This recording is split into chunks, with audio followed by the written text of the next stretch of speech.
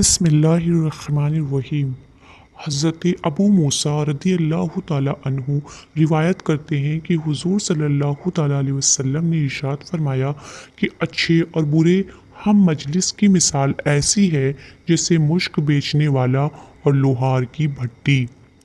مشک بیچنے والے سے تجھے دو فائدے کبھی فوت نہ ہوں گے، تو اسے خریدے گا یا اس کی خوشبو پائے گا، اور لوہار کی بھٹی تیرے بدن یا کپڑوں کو جلائے گی یا تو اس سے ناگوار بو پائے گا۔